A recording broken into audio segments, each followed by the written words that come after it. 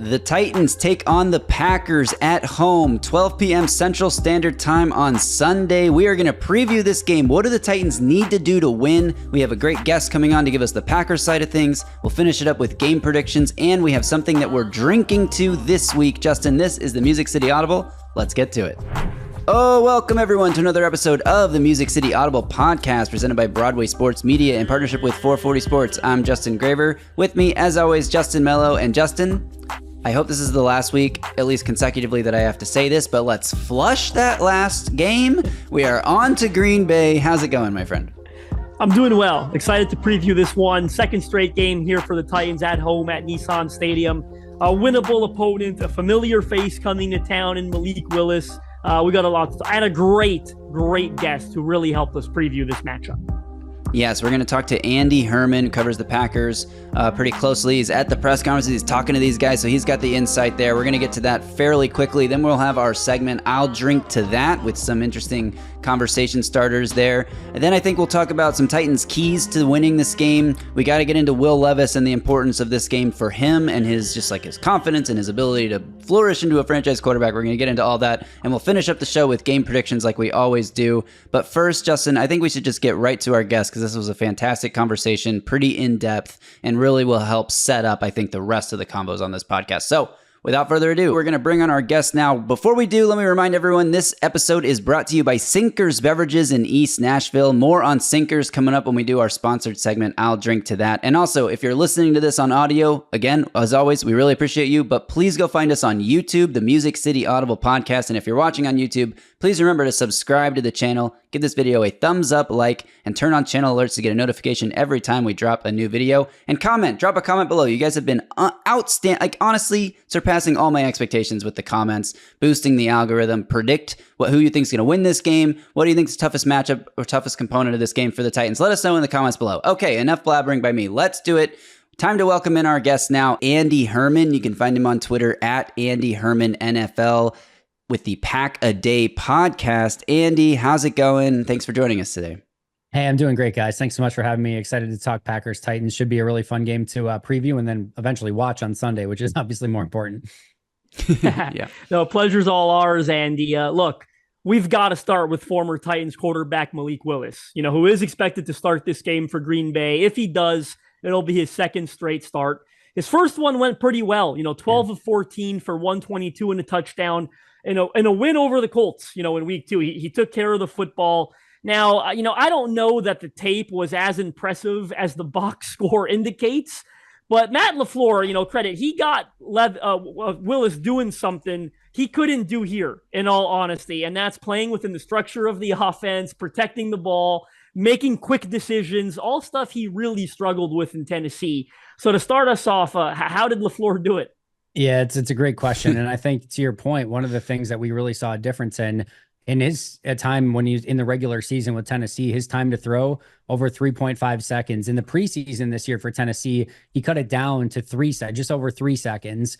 And then in this game, he was at 2.5 seconds. So almost cutting a full second in his time to throw down. Obviously, small sample size in Tennessee, even smaller sample size in Green Bay. But you're looking at something of like, how did this go a little bit better? You guys know the sacks that he took in Tennessee, both in preseason and in regular season. His inability to kind of just read the defense, get rid of the football, and take all those additional pressures and sacks, it really added up to a product that wasn't sustainable for him as a starting quarterback. And Green Bay had to sort of put a plan together to make sure that he could get rid of the ball on time, not be asked to throw all that much in general. And then, when he was, make it simple, make it easy, and make it so that he didn't have to hold on to the ball, make any crazy reads, and potentially be prone to some of those mistakes, whether it be taking sacks, whether it be fumbles, whether it be interceptions. This was not a game with a backup QB that you could get into a, 31-38 sort of game. You had to kind of keep this slow. You had to make it a grind. And Green Bay did exactly that. Obviously, their ability to run the ball early in the game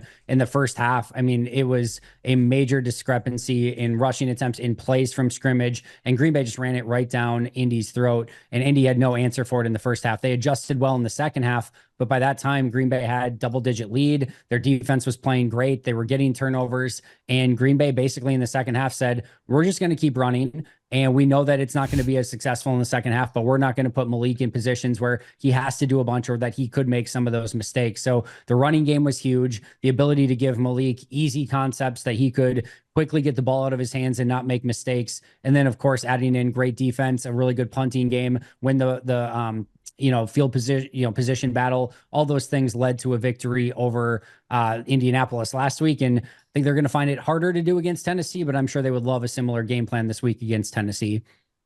And it's funny, like, with all due respect, to him, you saying things like he took what the defense gave him, they put in a game plan. That stuff he didn't even look capable of doing here. Like, in terms of and you said, like, just reading defenses, you reviewed some of the tape, you knew what you're talking about. He would just not trust what he was seeing and then take a sack after holding onto the ball for 3.5 seconds. So there's clearly been a lot of growth there, and credit to LaFleur because he hasn't been there very long. When some of the Titans players and coaches spoke on Monday, they talked about, the week 2 loss to the Jets, but there were already a lot of questions about Malik Willis in there. Everyone in town, every media member, they were already looking ahead to that one. And some of the coaches and players, typical gamesmanship, they said, well, he's got an upper hand. He was here all summer. He was here in the offseason. He knows our defense. I'm just sort of curious. The Titans, they've got the number 1 ranked defense in the NFL through 2 weeks. It's really shocking that they're 0-2. The only way you could be is if you had 2 blocked punts and a bunch of boneheaded turnovers. Like, that's the only way they could have lost these 2 games. But they do have the number 1 ranked defense. How much do you buy into him having the upper hand, considering how productive they've been on that side of the ball? It's funny, in his post-game press conference, I asked him that. I said, if you do have to start this week against Tennessee, does your time in Tennessee give you an upper hand? Does it give you an added advantage? And he's like, I just got to go watch the tape. I haven't watched the tape of their defense yet. And again, in the very even-keeled way that Malik Willis likes to go about things, he wasn't tipping his hand. He gave no indication that this was any sort of revenge game. Another reporter asked him if he had a chip on his shoulder, didn't buy into that. So he was not giving any sound bites, that's for sure. He was just taking this as one more game on the schedule. Said he didn't know until, he looked at the schedule that Tennessee was even on the schedule early in the season. So again, this just seems like another day at the office. At least that's what he's selling it as. I'm sure he would love to have a good game and go out and play well. But, as far as, knowing the defense, he knows the players. I'm sure there's some things that he can talk to Matt LaFleur about, of things that he did in practice that maybe he had success with. But I don't think it necessarily gives Green Bay this massive upper hand or anything like that. I think they're going to probably build a playbook based on a lot of the stuff that they tried to do last week and trying to run the football and try to make things easy for Malik, not necessarily on some major weakness that Tennessee has or something that Malik picked up on practice. Maybe it makes him feel a little bit more comfortable seeing some familiar faces that he's gone against in practice in seasons past. But as far as any sort of major advantage, I don't think so.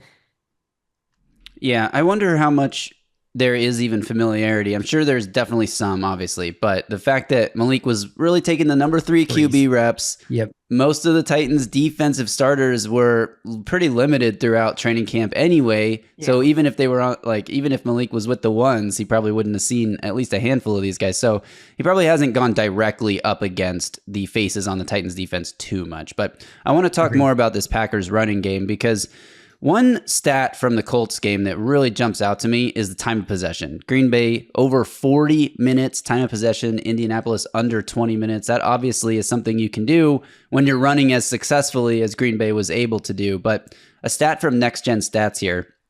The Packers called a designed run on 73.1% of their plays on Sunday against the Colts. That's the highest rate in a game since week 10 of 2022. So almost 2 years. Can you talk a little bit about the different run concepts Matt LaFleur threw at Indy last week, and also your thoughts on if that will work again? Because I think some of the success they found was the surprise factor. Some of it was that the blocking was really good and Indy was not in position, and also Josh Jacobs breaking through tackles. Some of it was all on the performance, but I do think there might be some element of Indy had no idea what to expect from such a multiple run game. Can you talk about some of these concepts and how you think they'll fare trying the same approach on Sunday? Yeah, I'll start with that second part first, because I think you're spot on. I don't think Green Bay is just going to find the same level of success, A, because the Titans just have a much better run defense than Indianapolis does, and B, because it is all on tape now. And I do think some of the stuff caught them by surprise. Matt LaFleur did a masterful job of 2 things. One, throwing everything at the Indianapolis Colts. I mean, we saw pistol formation, which Green Bay is not apt to do. It's been a while since we've seen any pistol in Green Bay. They went with pistol. They ran out of shotgun. They ran under center. They ran it with their wide receivers. They ran it with the running backs, obviously. They ran it with 3 different backs. They ran it with Malik. They did absolutely everything. They ran power. They ran toss. They ran, stuff you will see on high school on Friday Night Football. Like they did not shy away from running anything and everything at this Colts defense. And I absolutely think that some of that caught Indy off guard. And then in the second half, Indy adjusted. They ran a lot of bear fronts. They sold out to stop the run. And Green Bay was really fine with it. They're just like, we've got a double-digit lead. We're going to continue to run the football. We'll make a couple of good runs here and there. We'll pick up some first downs. But if we just need to run clock and continue to run the football and punt the ball away, we will do that. We're going to trust our defense, and we're going to put the burden on Anthony Richardson and the Colts offense to make up this deficit. And we don't think they can do it playing an aggressive game on their end, being down double-digit scores and needing to pass the ball more. We think we're in a great shape, and that's exactly what they did. And Matt will, from time to time, get a little over-aggressive or maybe get in front of himself a little bit, maybe go for a dagger here and there, and he just stood true to the plan. And yeah, they didn't have the success running the ball in the second half. And I guarantee you, there were a couple times, of course, they let Malik throw it and he had success doing it. But I guarantee you, like he probably could have had Malik throw more and probably had success based on the looks that they were getting. And he's just like, I'm not even entertaining that idea. I'm going to play it safe. And it was absolutely the right situation. Now, I think what the Colts did in the second half, I think Titans are going to be able to review that and say, okay, we're going to run a lot of the similar stuff and we're going to make it as much as possible. And Indy doesn't have a Tavondre Sweat. They don't have a Jeffrey Simmons. Yes, Buckner is good, but he was also banged up and he also went out injured in that game. The Titans are much more well prepared to stop this rushing attack and make it so that Green Bay is going to have to throw the ball. And then the question is, what's the appetite from Matt, especially early in the game, to sort of get a little bit more play action, a little bit more throws for Malik, and maybe take advantage of that. I think there's a couple things that we could see. I think, first of all, we did not see a lot of bootleg and stretch action from Green Bay. I wonder if that's an added element to maybe take advantage of, hey, let's not maybe try to go against Sweat and Simmons up the middle. Can we attack the edges a little bit more, both with, again, some stretch runs and then some bootleg off the back end of it? I was expecting to see Malik a little bit more used on some of those rollout plays and bootleg plays, and they didn't really do it a lot against Indy. So I'm wondering if that's a wrinkle that they throw at them. I think I'm also curious. We didn't see of all the run concepts we saw, we didn't see a lot of read option. We saw a couple plays of it here and there, but we didn't see a ton of it. I'm wondering if you are expecting to get Jordan back, do you maybe feel a little bit more comfortable getting Malik on the move a little bit more and having him be more of a running threat? And again, tacking the edges more rather than the heart of that Titans defense in the middle. And then we didn't really see any play action shots down the field because they never really needed it. I'm also wondering if early in this game, we see some play action shots down the field just to maybe loosen up this Titans defense a little bit. Maybe you get a PI, maybe you complete one to Watson or Dobbs down the field, but just to make it so like, hey, this is an option for us as well. And especially if they can hit on one, I think that changes the concept a little bit from Tennessee. Yeah, and what was interesting about that to me too, you mentioned the Colts doing a better job in the second half. They really switched up their alignment on the front. Yep. They went from like the 4-down look to a 5-down bear front, really clogging up those gaps and allowing the linebackers to play more freely. So to your point, I wonder if we see Tennessee almost open the game in that look. And one more thing on Malik Willis before I turn it over to Justin for the next question here is, I felt like something that stood out to me watching Malik. I mean, he had I think one throw that was really downfield. I haven't looked at his pass charts. This is just based on watching the game, but he had that incredible downfield throw to Romeo Dobbs where Dobbs went up and made an amazing catch. But that was like the only time they felt like they needed to let him throw the ball deep because the run game was working so well, because also the defense was playing so well. I think that's not being talked about enough with this Green Bay performance. Is like, yeah, they ran it down Indy's throat, but they were able to do that because the defense really limited Anthony Richardson and gave them an early lead. Like if they had come up, if Indy goes down and scores on their first possession and it's 7-0 Indy before Green Bay touches the ball, let's just like in another world, do you think this approach would have shifted from LaFleur, or do you think that maybe it's a 60-minute game, let's just keep pounding them, eventually we're going to wear them down even if we are trailing at the start? Or do you think the lead allowed LaFleur to play a little more conservatively down the stretch? I think there's both. I think the lead absolutely down the stretch, 1,000,000%. It allowed them to play conservatively, and I think they would have had to change things up. Certainly, if they were down in the game, it would have been a massive change. I think early in the game, even if Indy somehow goes down, they get the opening kick and they drive down and score a touchdown. I still think Green Bay understands that it's a long game and that they're going to try to establish the run, and that's still their best opportunity for success.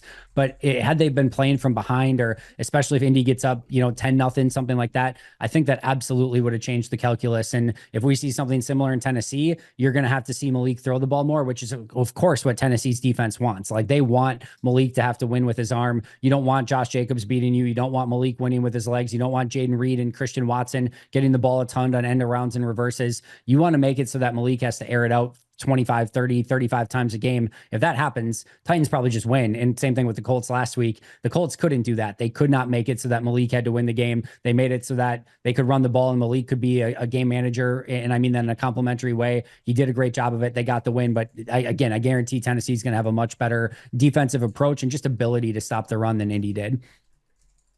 Yeah, no doubt about that, Andy. Outstanding stuff. I want to flip to the other side of the coin here. If there's an area on this Packers team that's been a little disappointing so far, you might say it's the pass rush. They've got 3 sacks in 2 games. You'd like to see a bit more productivity out of that unit. Rashawn Gary's been a little uncharacteristically quiet based on what we've come to expect of him.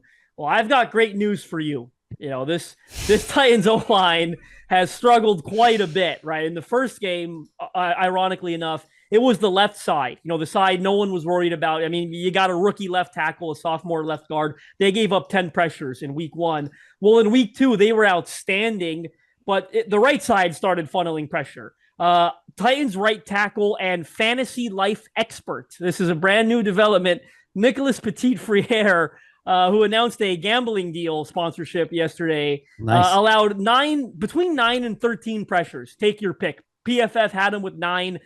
Next Gen Stats had him with 13 on just 35 pass blocking snaps. One of the most ever, essentially, if the NGS number is correct.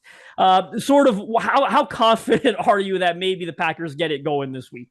Yeah, I'm pretty confident. So here's the thing. In the first 2 weeks, they faced Jalen Hurts and Anthony Richardson, and it was abundantly clear that their job and their role was to keep those quarterbacks in the pocket and make them win with their arm. And I think they actually probably needed to change that up in the second half against Jalen Hurts, because Jalen Hurts was winning with his arm, and they still kind of just tried to keep him in the pocket, and it didn't work out so great. I think they needed to be a little bit more aggressive there. In week 2 with Anthony Richardson, they did a phenomenal job of keeping him in the pocket, and Richardson did not win with his arm. So they were just like, we're going to keep doing that.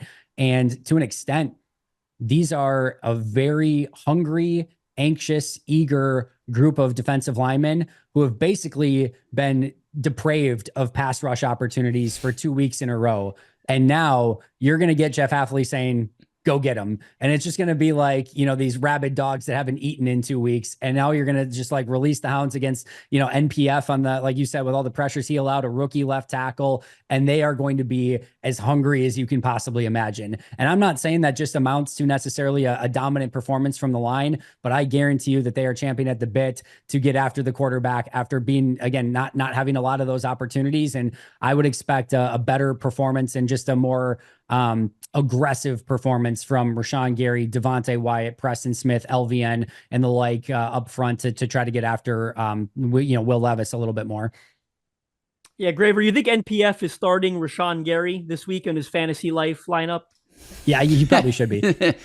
If he's in a defensive player league, he probably is. And then you never know with these guys. Is he going to let Gary run right by him, get more fantasy points? No, I'm just teasing. But yeah, it's definitely something to watch, especially since Will Levis has been pressured at a higher rate than any quarterback in the NFL through 2 weeks.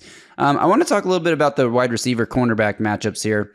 Calvin Ridley had his best day as a Titan. Obviously, he's only 2 games, but scored 2 touchdowns, 1 on the ground, at which on the rushing touchdown, he reached a top speed of 20.93 miles per hour, the fastest top speed any receiver reached in week 2.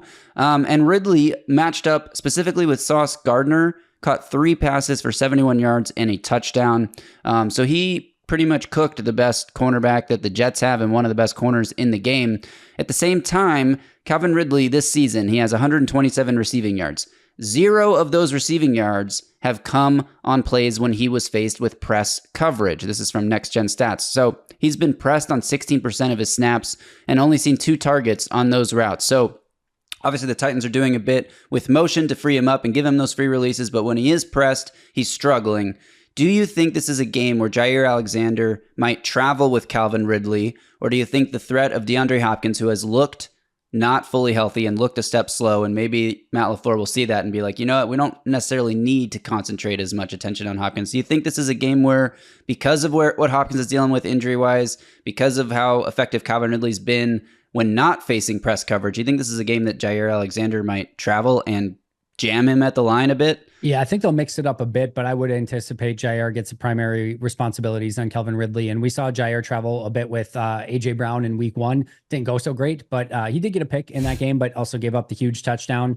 And yeah, I thought Jair was much better in week 2. Obviously, no A.J. Browns across from him, but Calvin Ridley will definitely pose a challenge. We have seen Green Bay be more willing to get up and press wide receivers. We saw it last week with Jair. So I think we will see some of that. I think they'll, again, mix it up a little bit. I think you'll see a little bit of Eric Stokes, a little bit of Carrington Valentine. Those guys are rotating at the spot opposite of Jair, but I think in an ideal world, Green Bay would love Jair on Ridley. I think they'd love Stokes or Valentine on Hopkins. And then I think they would, probably just end up with Nixon on Boyd in the slot and live with those matchups. And I think Green Bay would feel pretty good about that overall. But at the same token, I think there will be times where, if Tennessee is going to do some motioning to get some advantageous looks or things like that, I don't know that they're going to completely change their defense up a ton. And if Jair's on the left and it ends up being Hopkins or Boyd or whatever it ends up being, I think they'll be okay with it. But I do think there will be some traveling. Absolutely. Interesting. So that's definitely a matchup to watch for fans of both teams. Andy, we've really appreciated your time here. We got one more question we're going to close it out with, and this is an easy one. What do you think, if you had to predict the game flow, how do you think this game unfolds from start to finish? And if you're up for it, maybe give us a final score prediction. Yeah, I haven't thought too much of a prediction. And again, the love thing sort of clouds everything. And I do expect Willis to play. I think this is a very close game. I think Tennessee is going to be hyper-focused on just eliminating some of those mistakes, especially from Will Levis, especially on if you guys have one more block punt in you, if you've got one more Will Levis just chucking the ball somewhere to be advantageous for Green Bay, we would really appreciate that. But I think they're going to be hyper-focused on that. Green Bay's done a great job in the first 2 weeks of generating turnovers. They've got 5 interceptions in 2 weeks. They had 7 all of last year, and they should have easily had at least 2, if not 3 more that were basically thrown right to them. So they're doing a great job of generating those opportunities. But if Tennessee can take care of the ball, I really like Tennessee in this one. If Green Bay can continue to generate those turnovers, I kind of like Green Bay. I'll go Green Bay by a point. I think we could see, it might be not a Malik Willis revenge game. It might be a Braden Narvison revenge game. I'm going to go 16-14 Packers with a game-winning Braden Narvison revenge field goal. Nice. I do think it's going to be very low scoring like that. So I totally am with you on the prediction. I may go a different way. You've got Green Bay covering what is currently a 3.5-point Titans spread. We'll see if that holds true through Sunday. Andy, thanks again for your time. If you're out there, you want to follow Andy at Andy Herman NFL on Twitter. Be sure to check him out and enjoy the game, Andy. We'll talk to you soon. Appreciate it, guys. Have a good one. All right. Thanks again to Andy. And Justin, before we react off of that great convo and talk about some of our keys to victory, let's hit our segment, I'll Drink to That. Brought to you by Sinkers Beverages in East Nashville. And Justin, here's what I'm drinking to today. This is maybe a little different one for me than what we've been doing, but I'm drinking to Brian Callahan. And let me explain.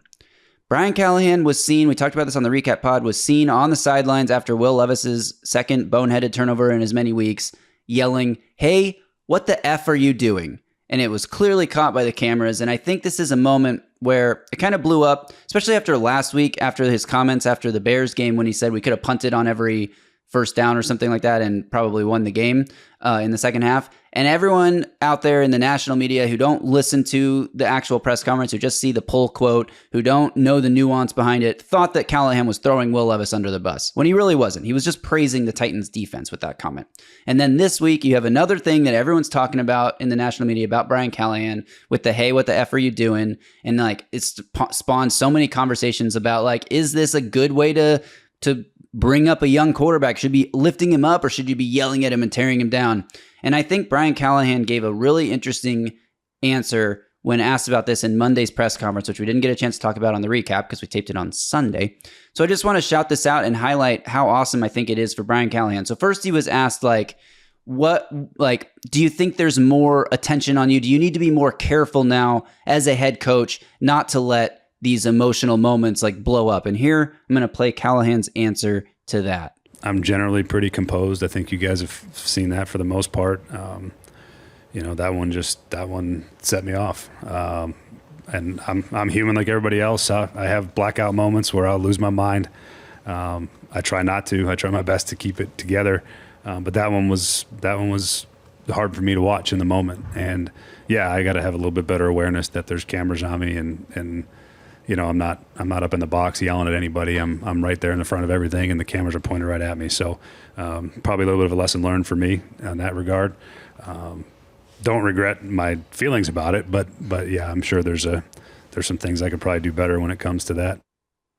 So this is interesting to me because he seems to think like, that's who I am. Sometimes I do get emotional in the moment, but I don't want to be that version of myself. I don't want to be caught on camera yelling, hey, what the F was that? What the F are you doing? And Paul Kaharski followed up and sort of said, like, but what's wrong with that? Like, you gave us a human moment. Like, everyone watching the game had the same reaction you did. Yep. What's wrong with that kind of response? And I think Brian Callahan's answer to that follow-up was what really struck with me. So I'm going to play that as well. I don't think anything's wrong with it. I don't want to get to points where like I stand up a player on television and I make it about them and not about us. And I think those things, I could do a better job with that. I'm not going to promise you that I'm going to be able to every time. I am emotional enough at times, especially on game day, where when things go wrong, you get either excited or you get angry, and that's how it happens. But I don't want to do that to Will. That's not fair to Will in that particular case. So yeah, it's not how I want to be perceived and considered. I think outside of this, I think people that don't know me, and that's the only thing they see is that. So yeah, that's probably the best way to put it. I don't regret my feelings about it, and how I felt in the moment. I just think I can do a better job. Just like I ask our players to control their emotions, I probably should control mine a little bit. So, Justin, I don't know what your thoughts are on this, but number one, I love the honesty and the genuineness that he speaks to the media with. He's done it since day one of being the Titans head coach. We've talked a lot about it on this podcast, but it will never stop being refreshing to me. But I love that he's like conscious enough about how it's all being perceived for the sake of not creating a distraction for the team. So on the one hand, he knows how to coach Will Levis, that Will Levis is a guy who can take the hard coaching. This isn't someone who needs to be coddled, and every player is different, but Callahan knows how to get through to Will Levis. So I have no problem with him yelling at Levis when he makes a boneheaded mistake that he has been coached not to do. It's not like he's making a missed read for the first time and he needs to just like have it explained to him more clearly. It's like, we've coached you on this already. Why are you still doing it? So I have no problem with that. But then I also just love the overall awareness that Callahan shows in this answer. Yeah, I think he hit the nail on the head, because it makes sense that you don't want it to be something that went viral and it serves as a distraction, and nobody wants that, right? So Paul Kaharski wrote a really good article on it too, saying nothing's wrong with it. And great point. I mean, I probably yelled the same thing at my television when I saw it happen. Like, everyone had the turnover against Chicago fresh in their mind, and it's like, how can you let that happen again? And I think that's why Callahan reacts the way he does. He's got the Chicago turnover fresh in his mind. I don't know if he reacts like that if it's the first time Will Levis has ever done something like that, right? So I appreciated the honesty. I hope he continues being who he is, at least with the media, in terms of how forthcoming he is. I didn't have a problem with it. Again, Will Levis is a grown-up. He's an adult. He should be able to take that coaching. And it was a fair question in the moment. How can you do that, right, after what you did last week? And you said he can take, we coached him on it. I mean, how much you shouldn't have to do that much coaching on don't lateral it backwards out of a sack on 3rd and goal, right? Like, let's kick the field goal. It's that simple, right? Yeah. So, just being honest here. So, I thought it was a great answer, and I hope it doesn't make him more bland or dumb him down. And it's a fine line that he's got to walk, and it's tough to strike that balance. You should be able to yell stuff like that in the moment, but you're also realizing you're the head coach and it's going to get caught on camera. And I mean, I tweeted it, like in today's age of social media, and I don't regret tweeting it. Like, it was notable, right? Like, it's like it was something. And but in today's age, it's going to get caught. It's going to go out there, and it's going to get millions and millions of views. Yeah, exactly. But I like that he is aware of that, but also not regretful of the way that he felt in the moment and coaching Will Levis in that way. He's not saying like, oh, I probably shouldn't yell at my young starting quarterback. He's saying, oh, I probably shouldn't create a distraction in the media, which is great. All right, Justin, one more thing we're drinking to this week before we move on and talk about keys to the game and a little more on Levis here is I finally received my own copy of Titans of the South. And if you've been watching this show on YouTube, if you're just listening to this, what I'm about to do is going to be very visual. So maybe head to YouTube. If you've been watching on YouTube, you may have noticed a new background element for me here. It is Titans of the South by Justin Melo. I mean, look at this beautiful book. It's got so many pages of big, colorful pictures, stats, and history about the team. To me, Justin, this is a must-have. If you're a diehard Titans fan, this is a keepsake that you just got to have somewhere in your house or your apartment or wherever you live. And I am so thrilled that mine came. The only thing I'm a little bummed about is I opened up on the first page. I was expecting to see like a to Justin from Justin, some sort of nice little signature here. But no, this came directly from the publisher, not from you. But beautiful object. I recommend out there everyone find one. And there is a link to order it in the description of this podcast.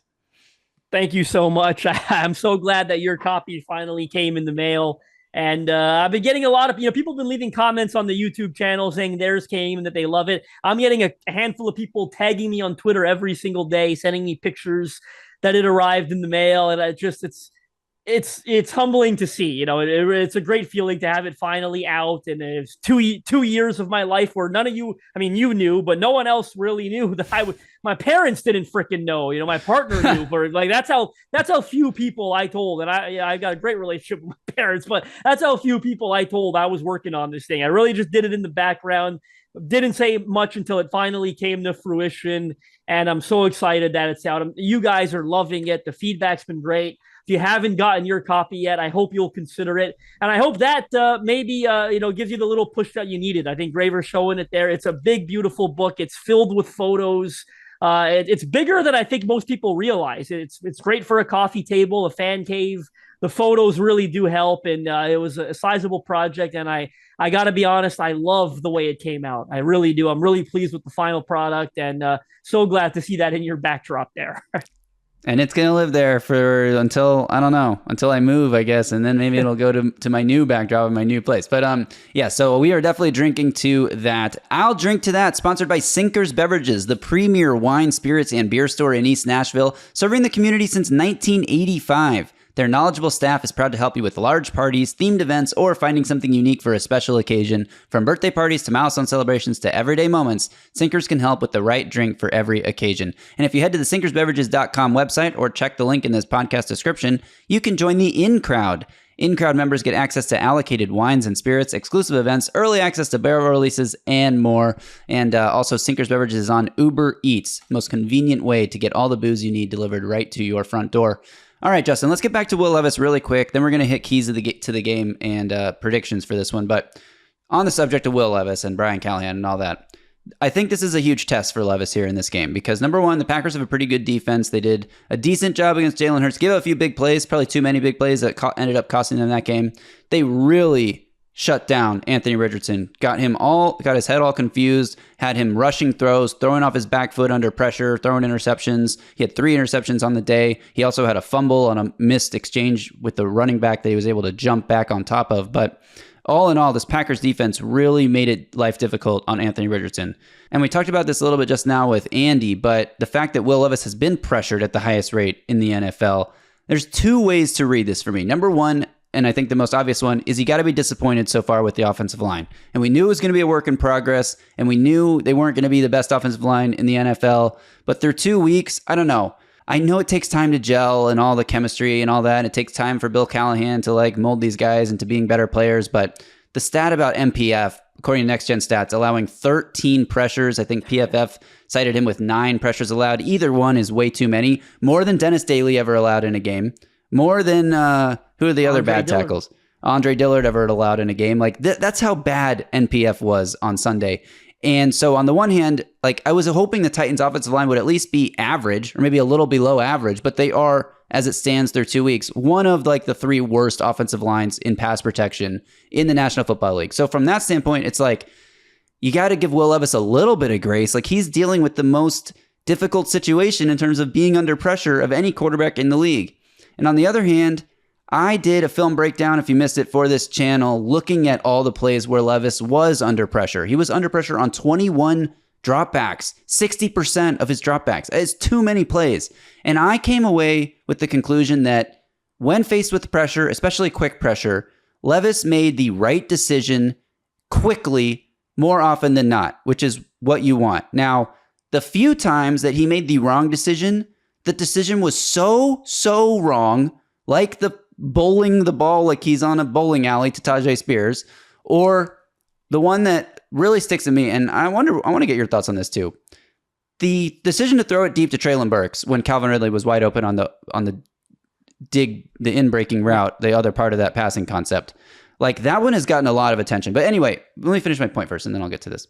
My point is, Will Levis was a lot better under pressure on Sunday than he was a week ago, and I kind of proved that with the film breakdown. So if you missed it, go check that out. But I want to see continued improvement. And the number one most continued improvement thing I want to see is no boneheaded plays. Do I need to say that? I mean, I feel like I shouldn't, but I'm saying it. Yeah, I mean, it goes without saying, right? Like, I don't have a ton to add to the Will Levis conversation because I think it's so straightforward and we're all looking for the same thing, right? To not put the ball in harm's way. And there's a difference between taking a shot, giving a guy a one-on-one down the field. Like, I don't consider that putting the ball in harm's way. I kind of consider that giving your guy a chance to even go up there and make a play. Bowling it back to Tajay Spears, the pick six against the Bears, that's the extreme definition of putting the ball in harm's way, right? So that's what he's got to cut out. It's very obvious. I do think he did a lot of good things in that week 2 game against the Jets. You're right about that. Your film breakdown proves it. Go ahead and check it out if you haven't yet. And we talked about it even in the immediate reaction, right? Like, we were able to pick up on some of those things before we even had a chance to review the All-22. Like, we talked about the Tyler Boyd throw, which I thought was probably still the best throw he made, or the second best throw he made all game, where it really was with anticipation. I changed my mind there to second because I thought the wheel route to Tony Pollard might have been the best throw he made all game. And then we had talked about the checkdowns to Josh Wiley, how he did a better job there taking what the D gave him on the scoring drive. Yeah. So there were growth opportunities for him in this game. So where does the 50 air yard touchdown pass to Calvin Ridley rank in his best throws of the day then? I'm torn on that one because I don't know that it was the best decision that he made. I think sometimes you can, obviously you can make a poor decision that works out, and you still have to evaluate the process more than the result. I don't despise it. You know what I mean? Because again, you're giving your guy who's got a lot of deep speed a chance to make a play there. I don't despise it, but I don't think it was one of the best decisions you make. And I do think he was fairly fortunate that it worked out as well as it did. On the throw to Burks, I'm a little torn on this one because, as you pointed out in the film breakdown and others have on Twitter as well, I do think you get a bit of a tip there from the safety who opens up his hips at one point into the opposite direction. I don't know that we probably will never get a definitive answer, but I feel like that's what makes Levis take that deep shot. And if that's sort of a rule on that play, and it wouldn't shock me if it is, right? Like, that's obviously how nuanced this coaching gets. I wouldn't be stunned if Callahan says, hey, on this design, that safety opens up his hips, you see him breaking in the opposite direction, then you take your deep shot. And I don't have a problem with that. It makes total sense to me. Could you have spotted Ridley, underneath? It still would have been a really explosive gain. Maybe, not as much as the Burks one would have been, but it still would have been explosive. And he's running wide open. That would have been a great decision too. But I said it on the live reaction show. I put most of that blame on Treylon Burks. We went back and forth with others on Titans Twitter, felt it was a bad decision. Callahan sided with us. He put it on Treylon Burks, essentially. He thought it was a good decision. And I'm gonna stick with that. Again, would I have hated if he taken the Ridley chance? No, absolutely not. It probably would have been a big gain, less of a risk. But again, it wouldn't stun me if the rule on that play is, hey, you see safety going one way, take your deep shot. So yeah, to me, I think it's even simpler than that, though. And like, Will Levis, I think on this type of play, it's play action. So he's turned his back to the defense at first. So that makes this a little bit more difficult, but still, this is one of those concepts that Ryan Tannehill and Arthur Smith combined to lead the league in pass yards per attempt on play action, and all the stats that Ryan Tannehill was so good under play action came mostly on this passing concept. It's a Yankee concept. You have one receiver going deep, whether it's a fly, a post, a flag, and the other receiver running either a crosser, a dig, an in-breaker underneath that other concept, right? If you identify single high safety coverage, which this play was, as soon as you identify that single high, your eyes should be on the safety. If he is dropping backwards, it doesn't matter which way his hips are flipped, in my opinion. And maybe they have a different read on it, like you said. But to me, it doesn't matter which way his hips are flipped. If he's going backwards, you hit the dig underneath. If he is crashing down on the dig, you hit the over-the-top shot. So and so many people are citing Callahan's quote on this, that he liked Will Levis's aggressive decision, and what you said, that it's more on Treylon Burks. And that can all be true. Like, you can be okay with the aggressive decision and still recognize that it wasn't the right play to make on this throw on a first down when you have a receiver 15 yards downfield wide open who can take that and catch and run and turn it into a 25, 30-yard gain or more. And it was the first play after the fumble. It was his first play. So I think you could take that good or bad, because you appreciate that he's confident enough and aggressive enough to still make that decision after such a boneheaded play. Or you can say, man, after that turnover, just take the 15-yard. Yeah. But I just want to speak to all the people who are defending the throw because of Callahan's press conference quote. Like, as honest as Callahan has been and as genuine as he has been, I still think he's going to hold some stuff close to the vest, especially when it comes to like which read you're supposed to make on a passing concept, like that detailed into the scheme. So I think he can like the throw, the aggressiveness of the throw, while also still coaching up Levis to not make the wrong read there. So anyway, like, I think that it is very cut and dry to me that he made the wrong read. And anyone who's saying, no, he didn't because Callahan said it was okay, I think you're missing the larger picture there. But anyway, we've done enough on Will Levis here. The last thing I'll say on this is I said it was a big test for him. The big test is that he doesn't make the back-breaking, game-losing turnover. Can he get out of a game without making a play like that in 2024? That's what we're going to find out, and that's what I'm most interested to see. Absolutely. No, I mean, again, I think it goes without saying everyone's looking for the same thing out of Will Levis in this game. I'm going to run through some rapid fire because we've got a little long-winded here, but a couple things I'm looking for that are straightforward. Obviously, offensive line progression. You talked about that a little. Peter Skoronski had a really good quote in Monday's presser that, I mean, you didn't allude to that quote, but same things that you said. He said, hey, this is a new scheme. It's a new system. Our rules are very different. Our techniques are very different. We're going to get better as the year goes. It was encouraging to hear. I want to actually see it. I'm kind of torn down the middle. I don't know what to believe because I believe all of that is true, but I also have concerns that those right-sided players maybe aren't capable of getting to where we need them to get. I think it was very encouraging that we saw that left side, Latham and Skoronski, perform so much better in week 2 than they did in week 1. But all the pressures they allowed in week 1, they seem to transfer over to the right side because Radens and NPF, who were pretty good in week 1, let's not forget that. They were pretty decent in week 1. Radens, they were horrid in week 2. So yeah, Radens, up until the injury he suffered in week 1, was playing like one of their better offensive linemen, and then he was terrible on Sunday. Yeah, exactly. So can they put it all together? Can we see them collectively come together and play a better game? This is a really tough challenge against a damn good Packers front. You heard what Andy said, but guys like Rashawn Gary, Devontae Wyatt, they're chomping at the bit, and they're very talented players. The other thing I want to quickly get into is the pass rush. I've got a really good article on this. It's probably out right now by the time you listen to this. I'm just putting the finishing touch. I had to stop writing it because we started recording, but I came very close to finishing it. It hasn't been good enough. Long story short, our fears essentially confirmed true. They rank very low in pass rush win rate, according to ESPN Stats and Info. Pro Football, by the way, I was very disappointed.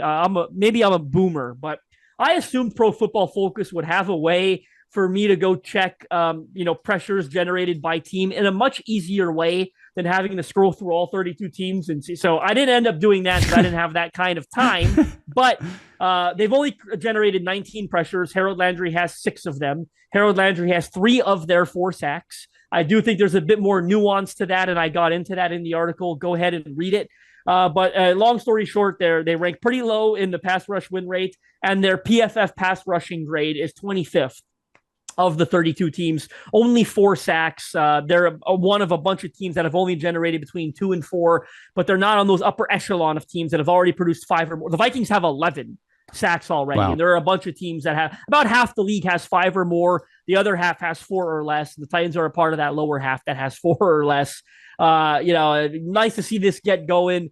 Jeffrey Simmons, there's been a lot of talk about that. He is their lowest rated pass rusher on PFF. He has not been credited with a single pressure yet. Again, I don't think that tells the whole story. I had a lot more nuance to that in the article. It does not bash Jeffrey Simmons. I think box score scouting does not tell the story of how Jeffrey Simmons has played thus far, but you do want to see him get after the quarterback. That's what they paid him a ton of money to do. So he does have to find a way to sort of up his production in that department. But those are the 2 main things I'm watching outside of Will Levis is offensive line, defensive pass rush. And oh, by the way, let's get off all the punts without any of them being blocked and without getting Ryan Stonehouse killed, without giving the Green Bay Packers free points because you can't execute a damn punt. It goes without saying, not going to spend a ton of time on special teams, but let's play a mistake-free game on special teams. Yeah, I agree. And I like all those things you said there, but I'm going to give my own here, some keys to victory for the Titans here. Number 1, and this may be too obvious, but I'm going to say it anyway because it is the biggest key, stop the run. And if that means you are loading up the box, like I said with Andy, I expect them to run a lot of 5-man fronts in this game to really clog up every single one of those gaps and bring the safeties into the box and really dare Malik Willis to beat them with his arm and dare him to do it consistently, because just because he completes one nice throw down the field doesn't mean he's going to be able to do that for the duration of a football game. Like we saw a lot of the Malik Willis experience here. I think Matt LaFleur is going to continue to try to take as much of the load off of him as possible, which means leaning heavy into the run game. One thing I meant to mention with Andy that I forgot was it felt like Malik Willis was coached specifically. If you don't see anything you like, run with the ball. Almost the opposite coaching that he received from Mike Vrabel. Remember when he was benched in a preseason game because he didn't throw a pass and took off and made a huge gain with his legs, but because he didn't throw the pass, they benched him because they were trying to develop him into this pocket passer. I think now, 3 years into his career, we sort of know what Malik Willis is.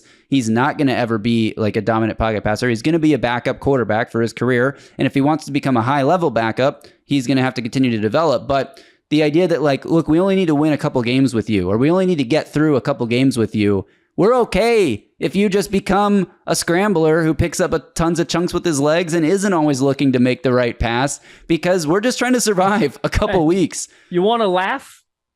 Yeah. As I break this down in the podcast, I hope you've listened up to this point because we've already got your view and your listen, but Jordan Love's practicing today. Uh-oh. Jordan Love is practicing. So, I mean, we don't know that means he's going to play. I don't think that guarantees anything, any stretch of the imagination. But he is on the practice field today. That is definitely something that's interesting. Wow. Well, we'll see how that affects the entire scope of this podcast, which we obviously are recording on Wednesday morning before the practice injury report comes up. My goal now, Justin, is to publish this podcast before the injury report comes out. Okay. I think we should get out of here then. That was my biggest key, though, is stop the run, make the Packers one-dimensional, and get off to an early lead. The Titans have done this 2 weeks in a row. They got off to an early lead, and I think it's even more important in this game than it was in those games, assuming Malik Willis is the quarterback, because the Packers want to play from ahead and run the ball and grind out the clock and possess it for 40 minutes like they did against Indy. And if you can get up to a lead early and put some pressure on them to get points, then maybe you can take away what they want to do. So I think those are the biggest keys to victory. And then the number 3 biggest key is Will Levis don't turn the ball over in a stupid, unforced way. All right, Justin, I think that does it. Let's finish this up with our game predictions here. Before we give the predictions for this week, let's update everyone on where we're at for the season. You are as close to 2-0 as it gets. Now, you haven't been exactly right on the scores, but you've been damn close. Last week, who the hell's exactly right on the scores? Well, I just mean for the sake of calling it 2-0, like, it's not like you've been perfectly like, I don't know, just so people understand what 2-0 means. It means you were generally right about your prediction. You had Jets 24, Titans 16. Obviously, only missed that by 1 point. I had Titans 17, though. Now, I had Titans winning 17-16. But I feel like if you're getting a point for getting a Jets score right. No way you get that over me when I predicted a loss correctly, and I came within 1 point of getting the score exactly correct. I, sir, am 2-0. I think the best way to take this is that this is why we work so well together. Is you perfectly nailed the Jets score, I perfectly nailed the Titans score. You combine our prediction, and we nailed it like to the exact point. But no, you are 2-0 to this win in both games. I did have you are 2-0. I am 0-2 through 2 weeks of predicting. So let's see who wins week number 3. What is your prediction for this one, Justin?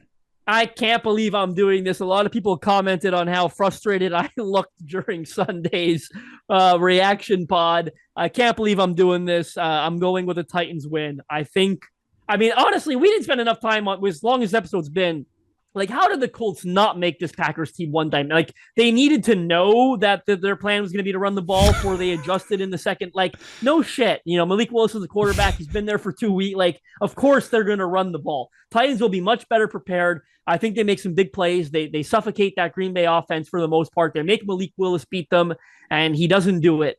They force their first turnover of the season. They go to Malik Willis into an interception or two. I've got the Titans avoiding an 0-3 start. 0-3, the season's essentially over. So I've got them avoiding that. I do think they win this game. I'm going Titans 19, Packers 13. Interesting. 19. All right, that's cool. You know what? I'm also predicting a Titans win. So this one, it is going to come down to who gets the score closer. And I'm just going to keep predicting a Titans win until I'm right, because they're not going to go 0-17. Like, come on. Are they? No, they're not. Look, the Titans are a little due here. They're due to get a little bit luckier. They've outgained their opponent in both games. Usually when you outgain your opponent, that's a sign that you played a better overall game. Obviously, the big mistakes, the big miscues, the 2 dumb turnovers by Will Levis, plus the interceptions by Will Levis, plus the 2 blocked punts. Like, how can you have all of those things happen to you in a game 2 weeks in a row, let alone, there's no way that something like that happens 3 weeks in a row, right? Like, give me a break. The Titans defense is allowing the fewest yards of any team in the NFL. In fact, they've allowed the fewest yards for an 0-2 team since the 1994 Cardinals. So there are some metrics here that are sort of encouraging, that sort of indicate the Titans have been better than their record would indicate, that if you flip a couple of plays here or there from either of the last 2 games, the Titans could be sitting at 2-0. Now, obviously they're not, and you can't just say, oh, what they could be, and everything's fine because of that. But I think they have played a little better than their record currently shows. I think the Packers somehow managed to use alchemy to create a win last week, and I don't think that recipe can work 2 weeks in a row unless Jordan Love returns, and then it's all out the window. So I'm going to go Titans 23, Packers 13 in this game. A fairly decisive win for a Titans team that has obviously struggled to win any games in a long dating back to Mike Vrabel in a long time. I guess they won week 18 against Jacksonville, but that game didn't matter for the Titans' sake. It mattered for Jacksonville, so maybe I should give them more credit. Anyway, whatever, I'm blabbering again. Justin, any final thoughts on this game before we say goodbye? No, I think we both got wins. We both got the Packers at 13. That's interesting. So I've got the Titans at 19. You've got them at 23. Hopefully we both, get a win, and I guess we'll award it to whoever's closer for the score, since we've got the same result. But here's the Titans getting onto a winning track. You go to Miami against like a Skylar Thompson or a Snoop Huntley, whoever the quarterback's going to be, at 1-2. You feel good about getting back to 500, and all of a sudden we're right back talking, AFC South playoff hunt, all the good stuff that we want to be talking about. So really imperative they get a win this Sunday. Absolutely. All right. Thanks again to everyone for tuning into this podcast. If you're listening on audio, we appreciate you. But again, I've said it, this is the 3rd time now. Go to YouTube. Watch us on the Music City Audible YouTube channel. If you are there and you're enjoying this video, be sure to subscribe to the channel. Give this video a thumbs up, like, and turn on channel alerts to get a notification every time we drop a new video. Once again, drop a comment below. What's your prediction for this game? Titans, Packers, score? Let us know what you think, or just write boosting the algo or tighten up, and we appreciate that just as much. And finally, thank you to Sinkers Beverages. Once again, if you check out the sinkersbeverages.com website or the link in this podcast description, you can join the In-Crowd. In-Crowd members get access to allocated wines and spirits, exclusive events, early access to barrel releases, and more. All right, Justin and I will be back on Sunday right after the game to recap this amazing Titans victory. Hopefully, we'll see what happens. But until then, y'all stay safe out there and tighten up.